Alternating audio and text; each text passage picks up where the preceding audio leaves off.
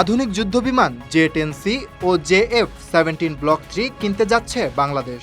Rafale ঘায়েলকারী এই বিমান দুটি দক্ষিণ এশিয়ায় সামরিক ভারসাম্যে আনতে পারে নতুন মাত্রা।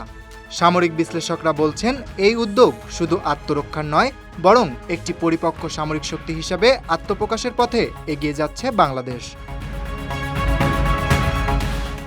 আধুনিক প্রযুক্তিতে সুসজ্জিত, স্টেলথ ক্ষমতাসম্পন্ন ও মাল্টিরোল কার্যক্ষম চীনের তৈরি যুদ্ধবিমান জে-10সি এবং জে-এফ-17 ব্লক 3 এই দুটি বিমান এবার যুক্ত হচ্ছে বাংলাদেশ বিমান বাহিনীর বহরে। যুক্তরাষ্ট্রের F-16 এর তুলনায় অনেক সাশ্রয়ী এই বিমান ইতিমধ্যেই পাকিস্তানের রাফাল বিরোধী কৌশলে সাফল্য পেয়েছে।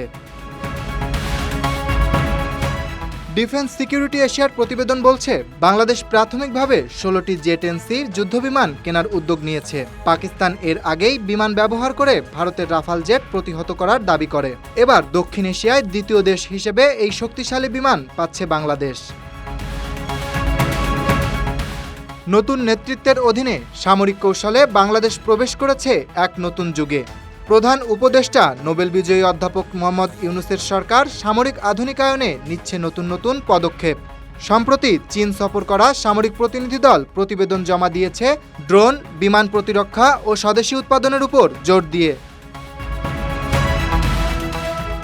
F-7 এবং MiG-21 এর যুগ পেরিয়ে বাংলাদেশ এবার প্রবেশ করছে আধুনিক যুদ্ধবিমান প্রযুক্তির নতুন জগতে। সবকিছু ঠিকঠাক এগোলে খুব শীঘ্রই দেশের আকাশে দেখা যাবে জে-10সি ও জে-এফ-17।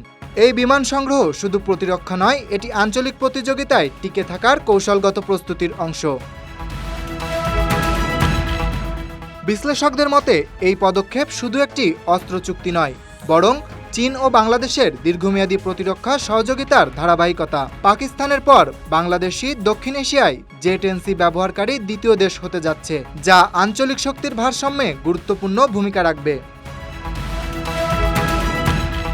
আঞ্চলিক সামরিক ভারসাম্যে পরিবর্তন আনতে পারে বাংলাদেশের এই নতুন পদক্ষেপ। এখন দেখার পালা, বাস্তবায়ন কতটা দ্রুত হয় এবং এর কৌশলগত প্রভাব কোথায় গিয়ে দাঁড়ায়। সব মিলিয়ে বাংলাদেশ আর শুধু আত্মরক্ষায় সীমাবদ্ধ নয়, বরং নিজেকে দক্ষিণ এশিয়ার একটি পরিপক্ক ও প্রতিযোগিতামূলক সামরিক শক্তি হিসেবে প্রতিষ্ঠা করতে দৃঢ়প্রতিজ্ঞ। Dhaka express news desk.